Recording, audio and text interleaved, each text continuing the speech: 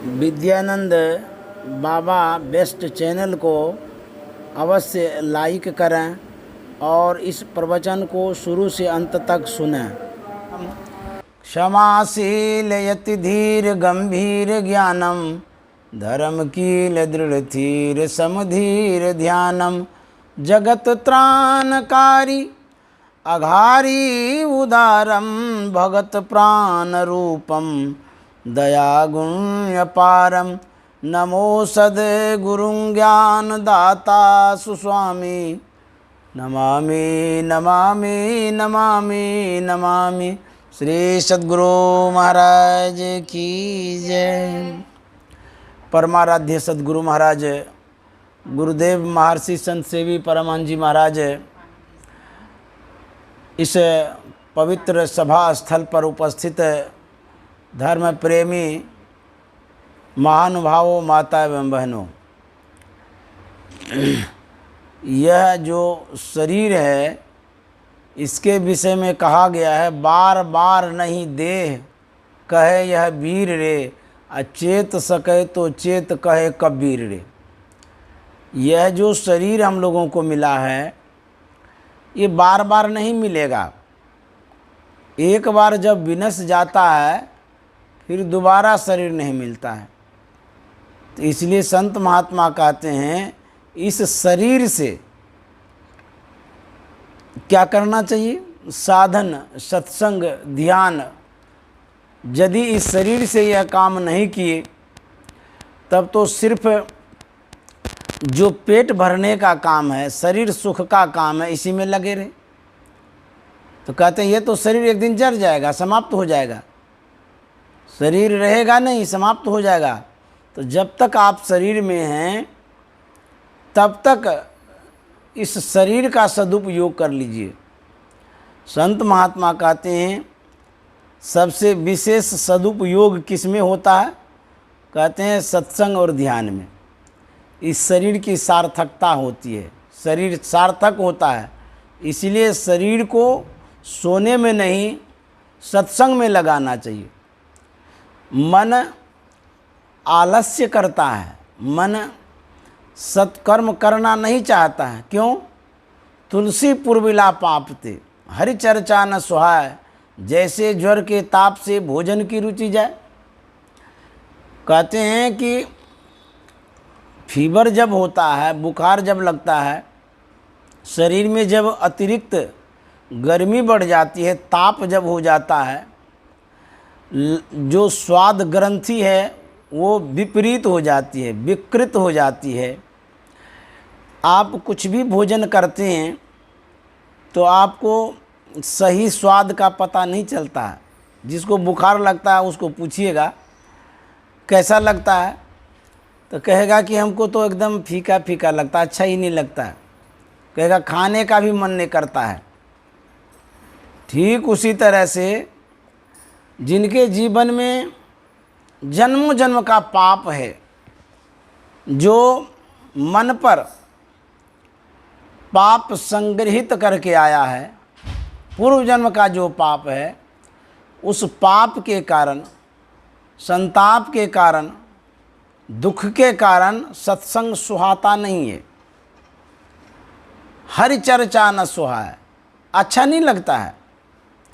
जैसे भोजन कितना भी बढ़िया दे दीजिए अच्छा नहीं लगता है, उसी तरह से जो पाप है उस पाप के कारण अच्छा कर्म, शुभ कर्म, सत्संग अच्छा नहीं लगता है। जय गुरु। तो अब क्या करना चाहिए? कहते हैं इस मन के ऊपर जो ताप है, पाप है, संताप है, मन के ऊपर जो विशेष काई लग गई है, तो कहते हैं इसकी धुलाई करिए, साफ करिए। तो धोएंगे कैसे? शरीर को धोने के लिए जल की ज़रूरत होती है, जल लेते हैं। ये मन को धोने के लिए सत्संग रूपी जल चाहिए, और किसी से नहीं धुलता है ये। तो हम लोग जो सत्संग करते हैं इससे मन की सफाई होती, धुलाई होती है। बहुत तरह का केमिकल होता है बहुत तरह की वस्तुओं को उससे साफ करते हैं। जब हाथ में रंग लग जाता है तो उसको पानी से धोएंगे तो कुछ भी नहीं होगा, रंग धुलता नहीं है। तब स्पिरिट से धोते हैं, उसके लिए केमिकल होता है धोने के लिए, पानी से नहीं धुलता है।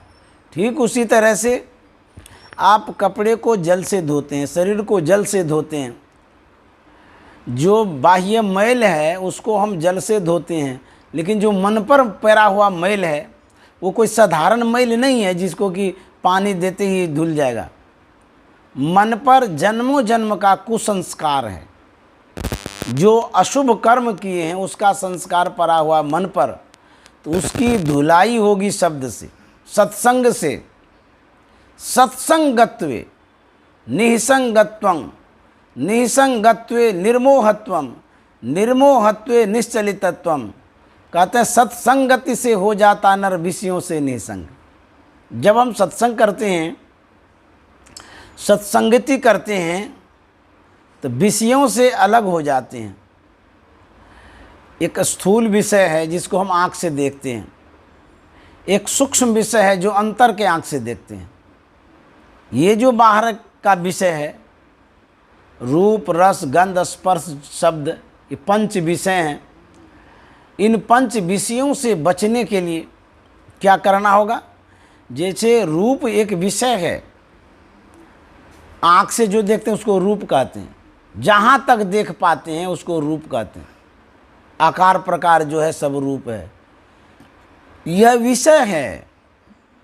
इन रूपों में यदि मन बझता है, फंस जाता है, तो जो परम प्रभु परमात्मा का विशेष रूप है, शुद्ध स्वरूप है, उसको तो ये देखेगा ही नहीं। अब बच्चे को खिलौना में लगा दीजिए तो विशेष रूप से वो ज्ञान कहाँ से प्राप्त करे? विशेष उसको क्या मिल सकता है? खिलौना में जो बच्चा लगा रहेगा, खिलौना भरी तो उसको ज्ञान होगा। खिलौना का ज्ञान होगा तो उसे न पेट भरेगा न परवरिश होगा। तब उसको खिलौना से हटा करके काम में, पढ़ने में, लिखने में, घर गृहस्थी के कामों में, आदि आदि किसी काम में लगाते हैं। उसी तरह से ये मन यदि विषय के ही ओर, विषय तरफ ही ये बढ़ता रहेगा, तो जो विषय का गुण है, विषय का जो स्वभाव है, विषय में जो उपलब्धियां हो पाती हैं उतना ही तो प्राप्त करेंगे। जैसे सुंदर रूपों को देखते हैं, मन को सुकून मिलता है, अच्छा लगता है, लेकिन उस विषय से आपकी तृप्ति नहीं होगी, संतुष्टि नहीं होगी, क्योंकि वो शाश्वत विषय नहीं है, एक रस रहने वाला नहीं, क्षणिक है वो। कोई कागज की रोटी बना ले तो उसका पेट भर जाएगा? कैसे भरेगा? वो खाने का चीज़ भी नहीं है, लेकिन उसमें बना बना करके खुश तो होते हैं। उसी तरह से विषय जो है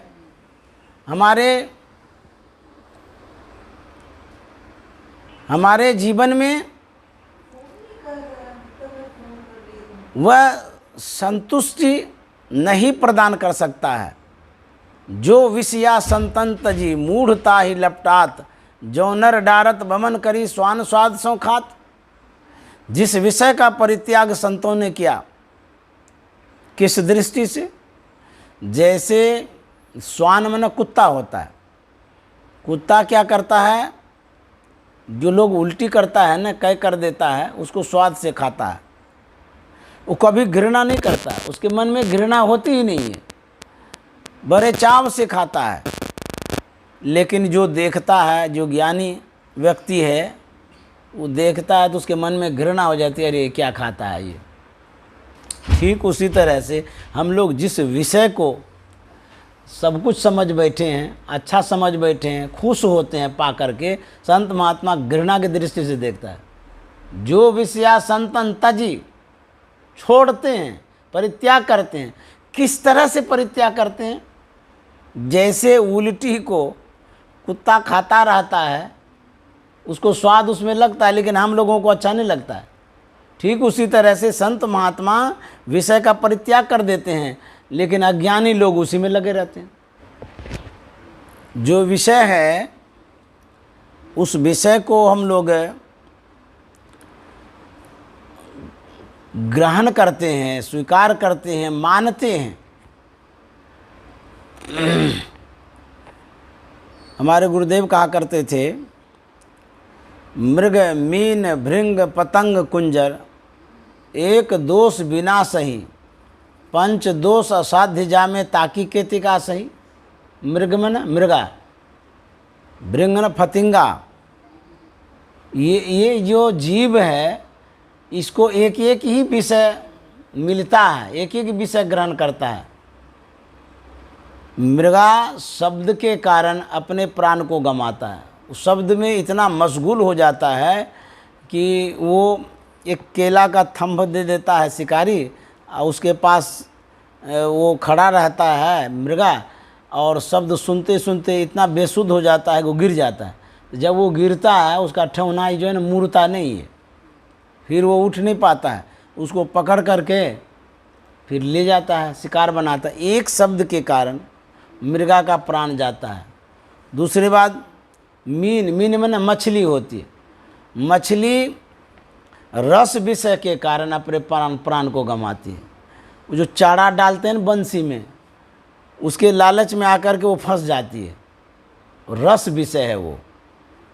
और एक फतिंगा है, वो रूप विषय में अपने प्राण को गंवाता है। जब दीपावली का समय होता है, घर में आप देखे होंगे जब दिया बत्ती जलाते हैं तो फतिंगा उस रूप विषय को, आग को खाने के लिए दौड़ता है। खाने का चीज़ है वो तो जो जला देने वाला चीज़ है, लेकिन अज्ञानता, बस उसको पता ही नहीं कि हम जलेंगे कि मरेंगे कि क्या होगा।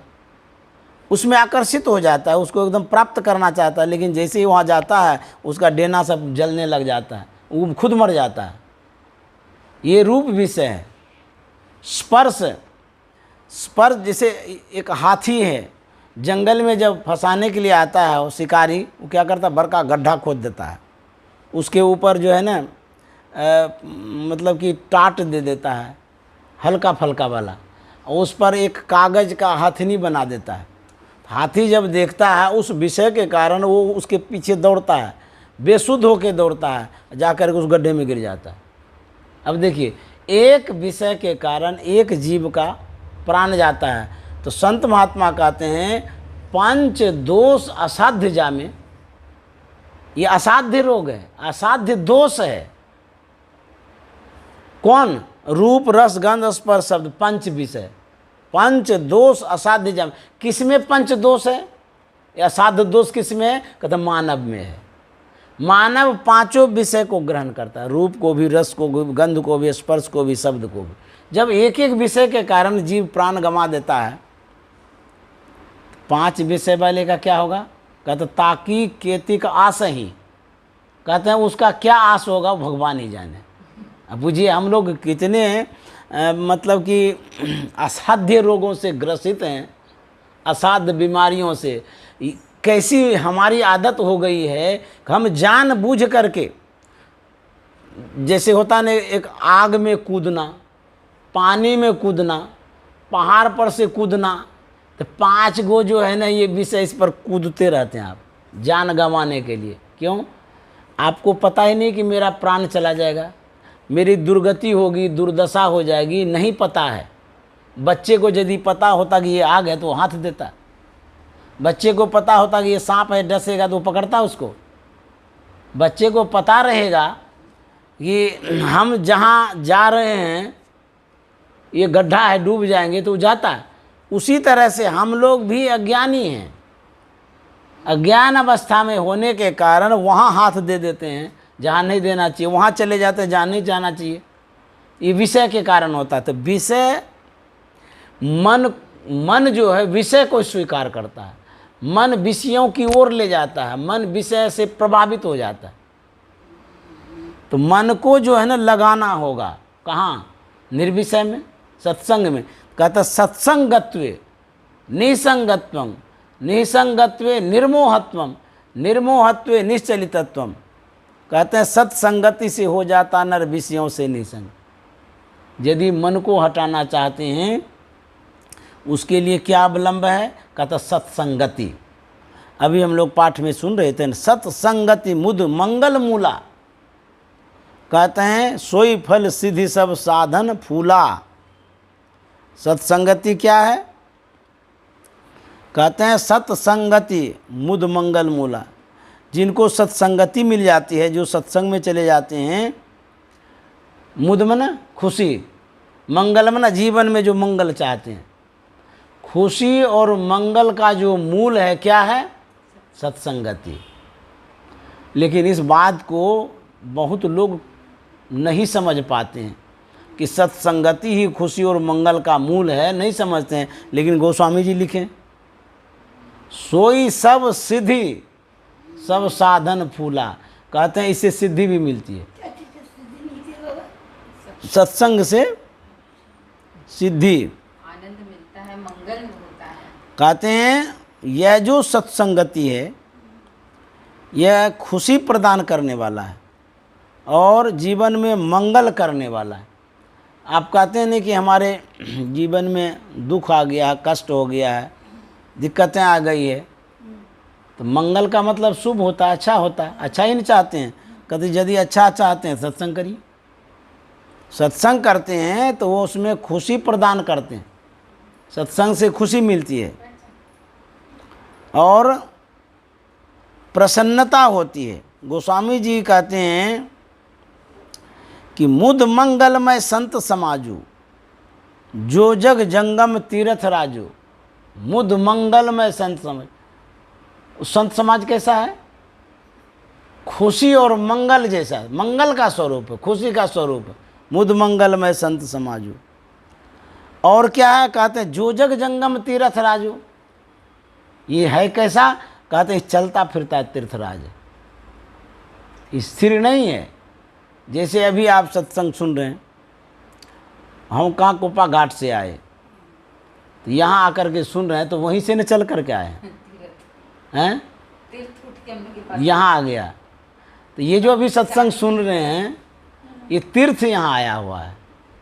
कैसा तीर्थ है? मंगल और खुशी देने वाला, प्रसन्न करने वाला ये तीर्थ है। जो जग जंगम तीर्थ, तीर्थ में जो राज सबसे श्रेष्ठ होता है उसको कहता है तीर्थराज। ये जो संत समागम सत्संग है ये तीर्थराज है, तीर्थ ही नहीं है। तीर्थ जहाँ आप जाते हैं गंगा स्नान करने के लिए, कहते हैं चलिए तीर्थ करने के लिए, धामों में चलिए, कहते हैं वो तीर्थ है और ये तीर्थराज है। अब बुझिए तो, जैसे हम लोग प्रजा हैं, कोई राजा होता है, तो ये जो सत्संग है सभी मंगलों का राजा है, सभी शुभ कर्मों का राजा है। सभी जो भी आप करते हैं, यज्ञ दान पुण्य, सबका ये राजा है। तो राजा जो है उसको कोई कमी रहती है? इस राज सुख को यदि पाना चाहते हैं, कौन सा राज सुख? जीवन का राज सुख, आध्यात्मिक जीवन का, परलोक गमन का यदि राज सुख पाना चाहते हैं तो तीर्थ राजू में आइए, तीर्थ राज में। समझ गए? कहते हैं राम भगत जय सुर सरी धारा, सरसई ब्रह्म विचार प्रसारा। राम की जो भक्ति है, कहते वो सरस्वती की धारा है। जो हम लोग सत्संग करते हैं सरस्वती की धारा, राम भगत जय सुर सरी धारा, सरसई ब्रह्म विचार प्रचारा। कहते हैं ये जो है राम भक्ति का जो प्रचार होता है, कहते ये गंगा की धारा है। ब्रह्म विचार का प्रचार सरस्वती की धारा है। समझ गए? विधि निषेध में कलिमल हरणी। विधि में ना कर्तव्य कर्म, निषेध में ना जो अकर्तव्य है। तो जो विधि और निषेध है, जैसे सत्संग करना, ध्यान करना, गुरु भक्ति करनी, ये विधि कर्म है। इसको जब करते हैं, विधि निषेध में कलिमल हरणी। कली में ना कलयुग, मल में ना जो अवगुण है, अज्ञानता है, जो पाप है, उसको हरण करता है जो विधि कर्म है। जिसे गुरु महाराज ने कहा सत्संग नित अरु ध्यान नित्य रहिए करत संलग्न हो, व्यभिचार चोरी नशा हिंसा झूठ तजना चाहिए। ये विधि कर्म है। इसको दृढ़तापूर्वक यदि धारण करेंगे तो कलिमल हरणी, कलयुग का जो ताप है, संताप है, जो पाप है, वो हरण हो जाएगा। हर करके लेके चले जाएंगे। जैसे किसी का अपहरण नहीं होता है। संकट जो आता है घर में, परिवार में, कहीं भी जो टोटका हो जाता है, आफत आ जाता है, कहते हैं उसका अपहरण सद्गुरु कर लेते हैं, अपहरण करके लेके भाग जाते हैं। आपके घर से दुख दरिद्र को लेके अपहरण कर देते हैं। सत्संग करने से अपहृत हो जाता है दुख दरिद्र, भाग जाता है, निकल जाता है यहाँ से। नहीं निकलता तो निकाल के लेके जाता है, अपहरण कर लेता जबरदस्ती। हाँ, संत सद्गुरु ऐसा करते हैं। कहते हैं कि कर्म कथा रवि नंदनी बरनी, ये जो कर्तव्य अकर्तव्य है, इसको जब हम करेंगे, कहते हैं हमारे जीवन में सुख शांति आएगी। हरिहर कथा विराजती बेनी, सुनत सकल मुद मंगल देनी। संत समाज रूप तीर्थराज में हरि और हर की कथा त्रिवेणी रूप में शोभा पाती है। जो हम लोग कथा सुनते हैं, ये सरस्वती की धारा है, इससे हमारे जीवन में बदलाव आता है। कहते हैं कि क्या फल मिलेगा? कहते हैं बट विश्वास अचल निज धर्मा, तीर्थ राज समाज सुकर्मा। ये जो धर्म में विश्वास रखते हैं, संत समाज प्रयाग में, कहते ये अच्छे अक्षय बट है। पूजा करते हैं ना अक्षय बट का, लोग पूजा करते हैं, कहते हैं ये संत समाज यही अक्षय बट है। समझ गए? इसकी जो पूजा करते हैं यही मनोकामना की पूर्ति करता है। कल्प वृक्ष है ये। कहते हैं ये जो है बट विश्वास अचल निज धर्मा, तीर्थ राज समाज सुकर्मा। सब ही सुलभ सब दिन सब देशा। ये कैसा तीर्थ है? कहते सब ही सुलभ। ये नहीं कि गरीब को दुर्लभ है, अमीर के लिए सुलभ है, नहीं, सब ही सुलभ। गरीब के लिए भी, अमीर के लिए भी, पढ़े लिखे के लिए भी, अनपढ़ के लिए, सब के लिए। सब देशा, सभी देशों में। ये नहीं कि खाली भारत में ही सत्संग होता है, सब देशा, सभी देशों में सत्संग समागम होता है। लाभ किनको मिलता है? कहते हैं सब ही सुलभ सब दिन सब देशा, लेकिन सेवत सादर समन कलेश। सत्संग में लाभ मिलता किनको है? सेवत, जो सेवता है, जो पालन करता है। जैसे मुर्गा मुर्गी सब अंडा का सेवन करता है ना, उसी को ना बच्चा मिलता है। उससे भी नहीं करेगा तो उस अंडे सड़ जाएगा। सेवन जो कर, सेवा जो करता है, ख्याल जो रखता है, हाँ, जैसे सत्संग हो रहा है उसका सम्मान करेंगे, ख्याल रखेंगे, सेवा करेंगे। सेवत सादर, सादर में ना आदर सहित। जब हम सम्मान करेंगे उसमें आदर होना, शिष्टाचार होना चाहिए, शिष्टता होनी चाहिए उसमें। ये नहीं कि हम सत्संग में आ गए हैं, सुन रहे हैं, हमको ज्ञान हो रहा है, नहीं, विनम्रता उसमें होनी चाहिए। सेवत समागम का लाभ तो मिलता है, लेकिन किनको? जिनके अंदर में सेवा भावना है, आदर करने की भावना है। सेवत सादर समन कलेसा, तब क्या होगा? समन हो जाएगा। समन में होता है समाप्त होना। क्या? कलेसा, कलेसा में दुख कष्ट, दुख और कष्ट समन होगा, समाप्त हो जाएगा। कब? जब सेवा करेंगे आदर पूर्वक। गुरु पूर्णिमा का अवसर था, दूर दूर से लोग कुप्पा घाट में आए थे। गुरु महाराज के समय की बात है, बड़ी भीड़ थी, बहुत लोग आए हुए थे। मथुरा, वृंदावन आदि आदि स्थानों से आए थे। इतनी भीड़ हो गई कि वहाँ पर गंदगी बहुत फैल गई। जब गुरु पूर्णिमा का पर्व समाप्त होता है, शाम के समय वहीं के एक महात्मा माइक से ऐलान करते हैं कि सत्संग की समाप्ति हो गई है, गंदगी भी बहुत फैल गई है, इसलिए आप लोग अपने अपने घर चले जाइए। अब मुझे शाम का समय है, माइक से कह रहे हैं जाने के लिए, तो जो दूर के आदमी हैं, मथुरा वृंदावन सब से आए हैं दूर दूर से, वो कहाँ जाएंगे, कैसे जाएंगे? तो कहते कहते कुछ कड़वे शब्दों में कह दिए, आवेश में आकर के। तो कुछ लोगों को इतना कष्ट हुआ कि वो लोग अपना बोरा बिस्तर समेट करके जाने लगे। इन बातों की जानकारी गुरु महाराज को हो गई। गुरु महाराज व्हील चेयर पर बैठे, सभा स्थल पर गए जहाँ लोग सब थे।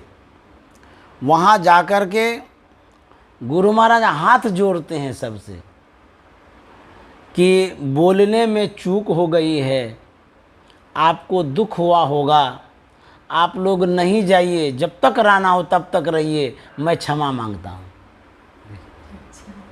कितने आदर करते थे देखिए लोगों का। ये हुआ सेवत सादर समन कलेश, सम्मान करते थे ना। हमारे जो अतिथि आए हैं उनको कष्ट हो जाए तो ठीक बात नहीं है। इस तरह से ये सम्मान हुआ, सत्संग का सम्मान हुआ, संत समागम का सम्मान हुआ। मुझसे भूल हो गई, हम क्षमा चाहते हैं। इस तरह से लोग सेवा करते रहते हैं। तो जो सेवा करता है उसी को फल मिलता है। सेवा से कहते हैं आपको यदि कुछ नहीं आता है, कुछ नहीं कर पाते हैं, नए कछु जान तो सेवा ठान, कुछ भी नहीं जानते हैं, झाड़ू लगा दीजिए, पोछा लगा दीजिए, थाली धो दीजिए, कपड़ा धो दीजिए, कुछ भी कर दीजिए सेवा, उस सेवा का बहुत फल मिलता है। कहीं भी जहाँ सत्संग होता है, आश्रम, देखिए जिसको आप मंदिर कहते हैं, मंदिर इसलिए कहते हैं कि वहाँ भजन कीर्तन सत्संग होता है, तब ना मंदिर बोलते हैं। आप यहाँ जो सत्संग भजन करते हैं ये भी तो मंदिर है, क्योंकि उसी तरह की तो चर्चा हो रही है, वैसा ही तो हम लोग काम कर रहे हैं। तो जहाँ भगवत चर्चा हो, जहाँ सत्संग हो, संत समागम हो, वो समझ लीजिए तीर्थ स्थल है, आश्रम है। वहाँ की जब आप सेवा करते हैं आपको फल मिलता है।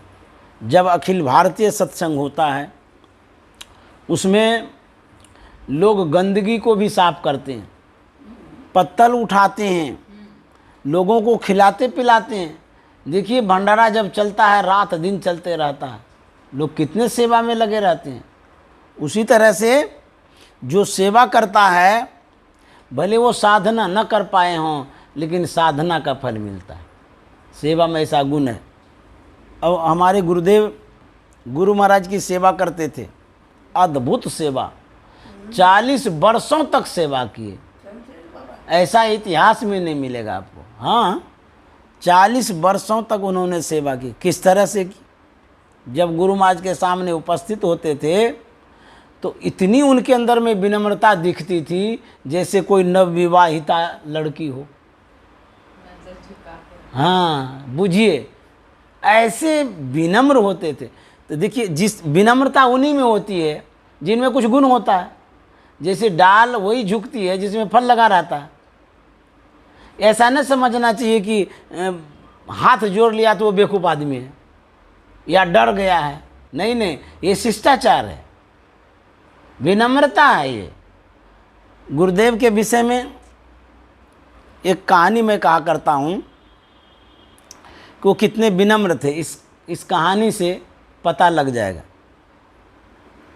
गुरुदेव गए थे दिल्ली स्वास्थ्य लाभ के लिए। वहाँ पर डॉक्टर से चेकअप कराया गया। देखा भाला, डॉक्टर ने सलाह दिया कि बाबा आपको जो पेन है, जो दर्द है, यदि इसमें आपकी गर्दन स्ट्रेट हो जाए, सीधा करके रख लें तो विशेष आराम मिलेगा, आपको जल्दी आराम मिलेगा। तो गुरुदेव ने कहा कि डॉक्टर साहब ये असंभव है। डॉक्टर साहब बड़े आश्चर्यचकित हो गए कि इसमें क्या बात है, ऐसे गर्दन झुका के रखते हैं, ऐसे सीधा ही तो करना है। तो बोले डॉक्टर साहब हमसे नहीं हो सकेगा। बोले क्यों नहीं हो सकेगा, ऐसे ही सीधा करके रखने में क्या दिक्कत है। तो गुरुदेव ने कहा था कि डॉक्टर साहब क्या कहेंगे, जब मैं अपने गुरुदेव के सामने उपस्थित होता था सेवा में, तो मेरी नज़रें उनके चरण पर होती थी, चेहरे पर नहीं। देखिए, मैं जब जब उनके सेवा में जाता था, मैं उनके चरणों को देखते रहता था। चरणों पर मेरी नज़र रहती थी, चेहरे पर नहीं। मेरी आदत सी ऐसी बन गई है, चरणों को देखते देखते अब दर्द छूटे या ना छूटे, मेरी गर्दन अब उठने वाली नहीं है। देखिए कितने विनम्र थे।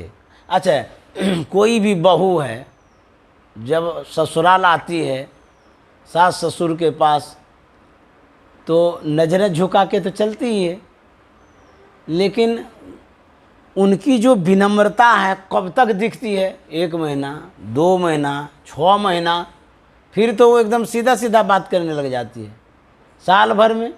लेकिन हमारे गुरुदेव गुरु महाराज के सामने उतने विनम्र रहे जैसे नवविवाहिता अपने नज़रों को झुका के चलती है। ये गुरु महाराज की सेवा में जब जब आते थे, 40 वर्षों तक अपनी नज़रों को झुका के रखे। कहते हैं जिसमें गड्ढा होता है उसी में तो जल ठहरता है। मान लिया पात्र है, उसको सीधा रखिएगा तभी ना पानी रहेगा, और उल्टा दीजिएगा तो पानी टिकेगा? नहीं टिक सकता। उसी तरह से हमारे गुरुदेव में विनम्रता थी, सुपात्र थे, तब गुरु महाराज का ज्ञान उसमें ठहर गया।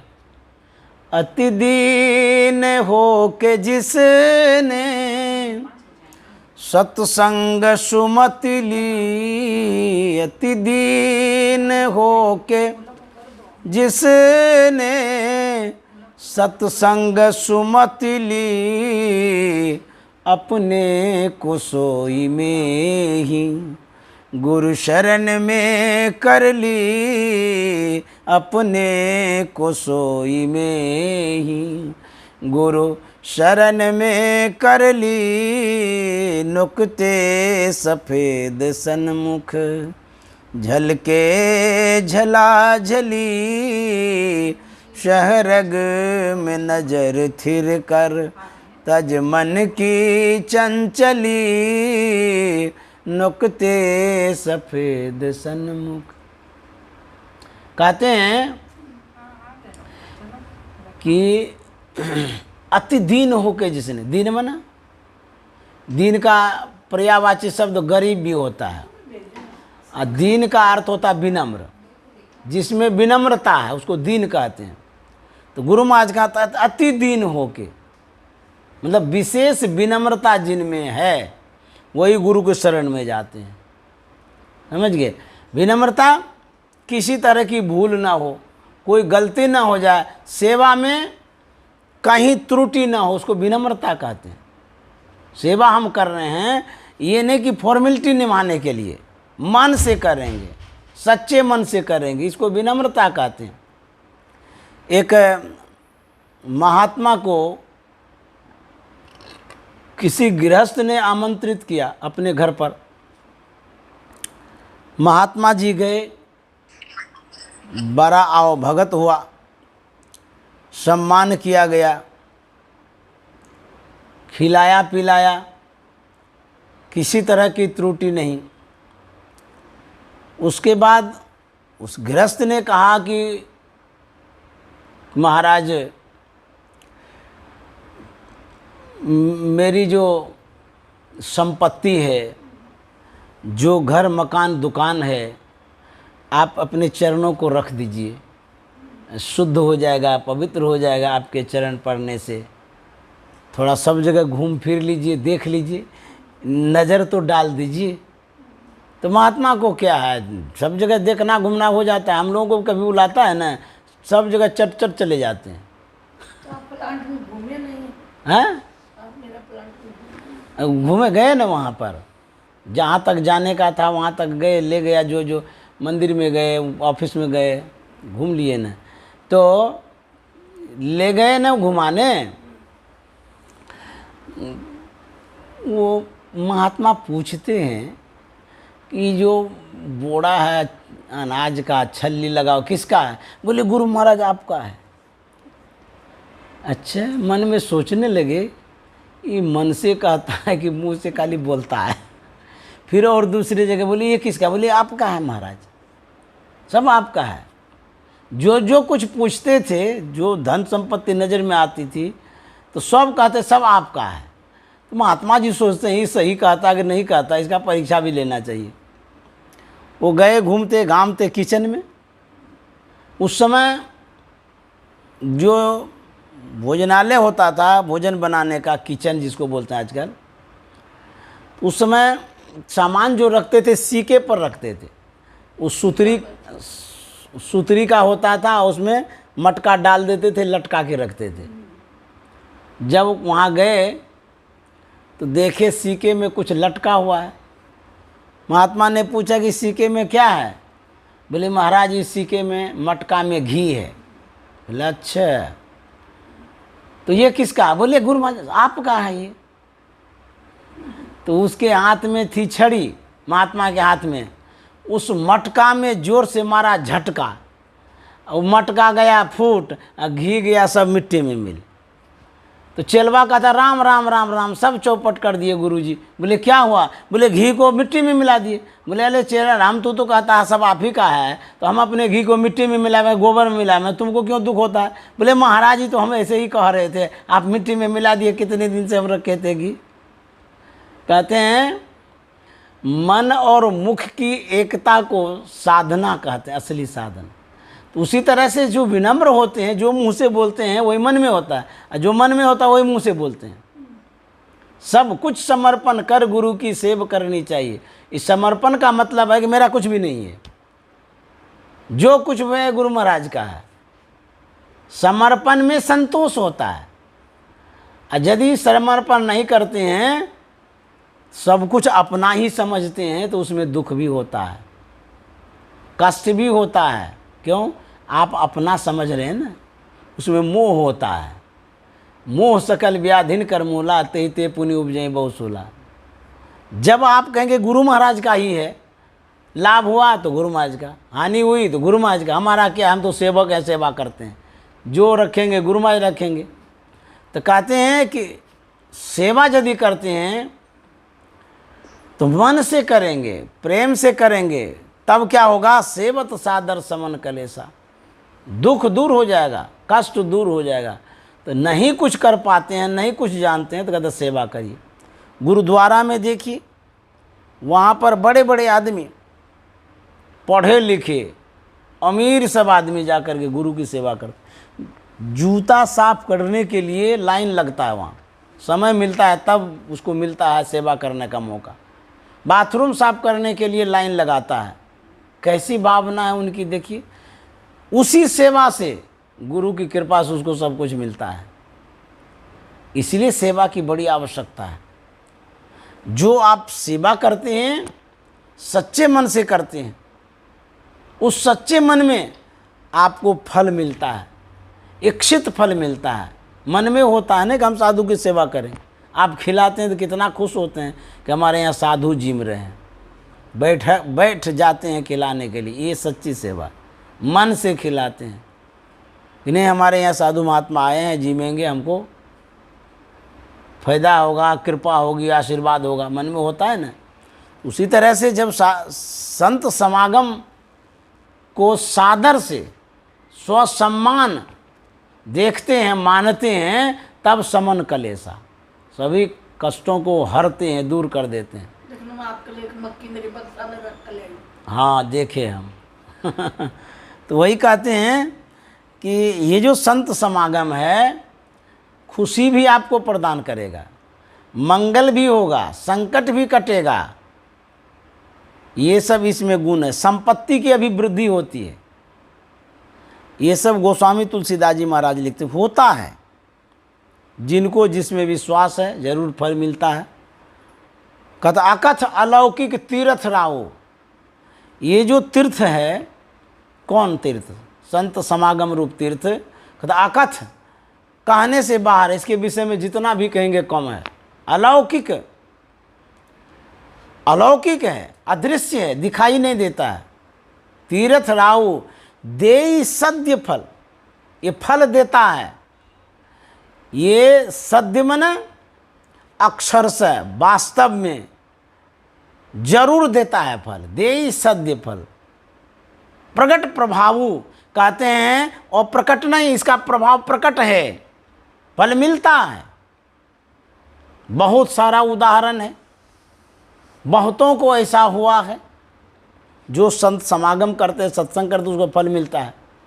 सहरसा में एक सत्संगी हैं, उनके मन में हुआ सत्संग कराने का, तो प्रोग्राम ले लिए। उसमें बहुत खर्चा हो गया, 5 लाख रुपया। लोग कहने लगे ये पागल हो गया है, 5 लाख खर्चा किया। 5 लाख ऊपर करने में कितना लगता है, कितना कमाना पड़ता है। तो ये कहते थे सब गुरु महाराज पूरा करेंगे। बोले अच्छा, आपके गुरु महाराज 5 लाख दे देंगे, ऐसे यदि देने लगे तो काहे के लिए कोई काम करेगा। बोले कि नहीं, हमको विश्वास है, जो मैंने किया है, सत्कर्म किया है, अच्छा कर्म किया है, इसका फल अवश्य मिलता है, गुरु महाराज देंगे ही देंगे। बेचारा एक जमीन खरीदा था, वो 50,000 का जमीन, वह समय आता है, देखिए कृपा कैसे गुरु महाराज करते हैं, कि उस जमीन हो करके हाईवे सड़क निकलने वाली थी, बिहार सरकार को एक्वायर करना था जमीन। उस निरीक्षण के लिए उसकी टीम जाती है, गया तो उसकी ज़मीन निकल गई उस रास्ते में। होता है ना कि इस रास्ते में इसकी ज़मीन है, जिसकी भी हो खरीद लो, बिहार सरकार उसको खरीदना चाहिए। तो वो जो ज़मीन उसने खरीदी थी, कब खरीदी थी पता नहीं, उस ज़मीन का कीमत 50 लाख रुपया मिला उसको। बुझिए, 5 लाख रुपया उसने खर्चा किया था सत्संग के कारण, लेकिन ऐसा समय आया उस ज़मीन को उसको बिहार सरकार द्वारा 50 लाख मिला। अब मुझे कितना गुना बढ़ा के दिए गुरु महाराज।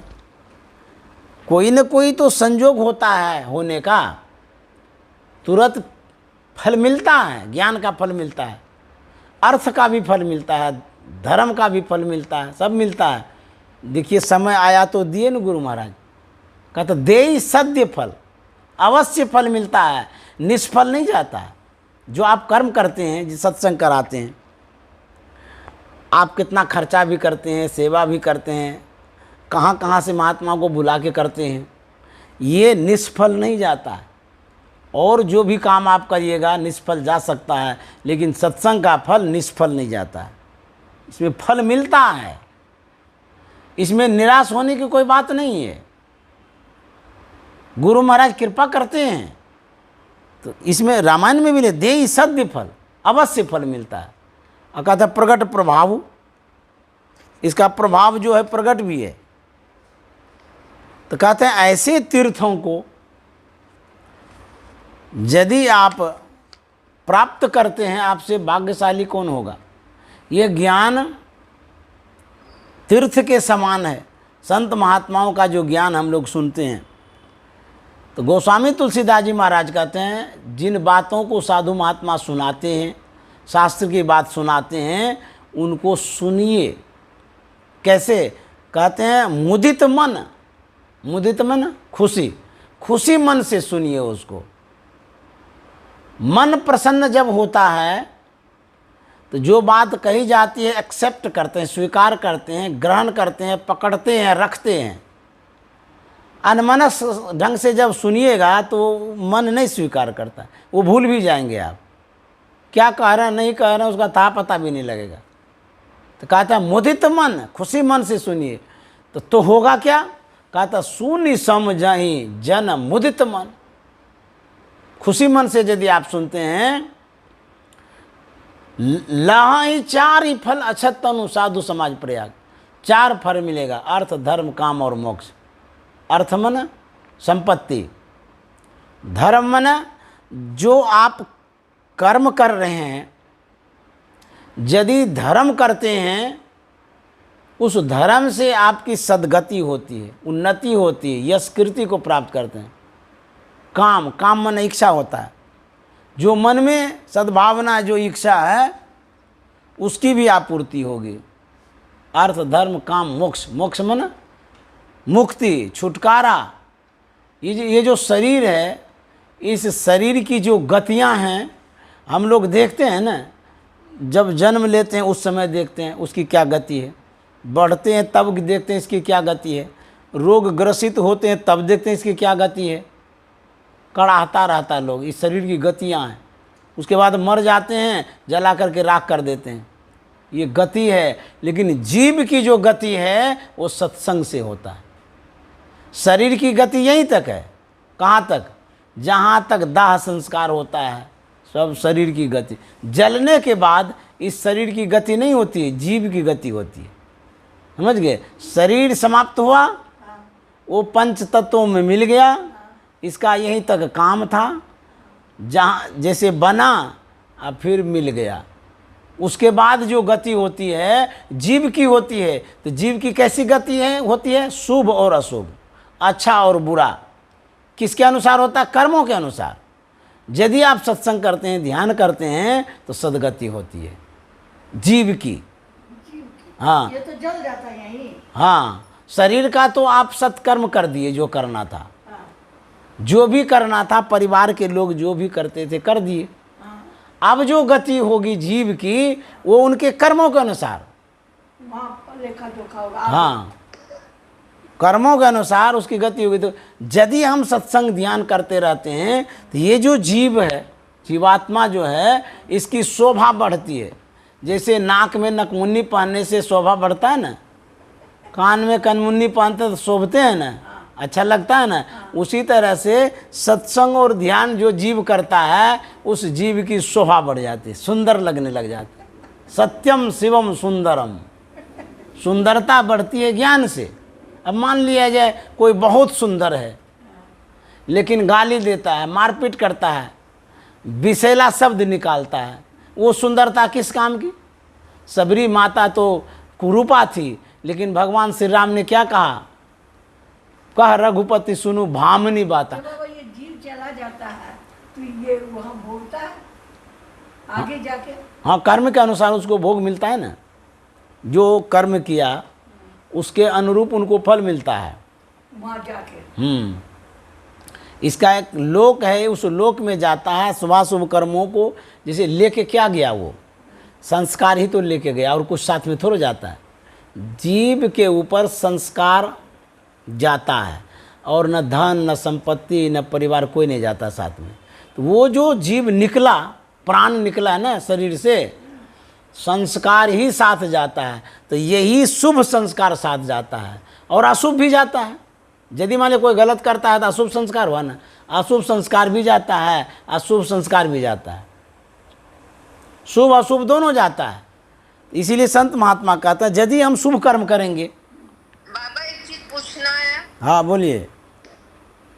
ये जो जीव जाता है शुभ और अशुभ संस्कार लेके, तो उसको थोड़ी वो भोगता है, तो उसको क्या पता लगता है कि वो भोग रहा है या उसको दुख हो रहा है? अभी आपको कुछ होता है तो पता लगता है? हाँ। अच्छा, आप ही को पता लगता है, इस शरीर को मरने के बाद। सुनिए मेरी बात, अभी जो सुख दुख भोगते हैं ना, आपको ही पता चलता है। क्योंकि आप यदि शरीर में नहीं रहेंगे, शरीर को यदि मारिएगा ना, उसको चोट नहीं लगेगी, काटिएगा भी चोट नहीं लगेगा। उसी तरह से मरने के बाद हम जो जाते हैं ना, हमको पता चलता है। कबीर साहब ने लिखा है, तहूँ जब जय बर हंसा अमरपुर देसवा हो, हमहूँ जरिए होइबे खाख हो। तहूँ जब जइबर हंसा अमरपुर देसवा हो, हमहूँ जरिए होइबे राख हो। काया जे पूछे हो रामा सुन भाई हंसा हो, तोहरो हमरो कैसन प्रीति हो। तहूँ जब जयवर हंसा अमरपुर देशवा हो, हमहूँ जरिए होइबे राख हो। कबीर साहब एक जगह इसी पद में कहे हैं, उत्तर दक्षिण माहो रामा चितवारा चावई हो, ऊपर से चंदन बो झावई हो। घूरिए घूरी हो रामा अगिया लगावई हो, ऊपर से दैल पंच काठ हो। आधा सरंगर हंसा जब ताहू गेल हो, ऊपर से मंदिर निहारई हो।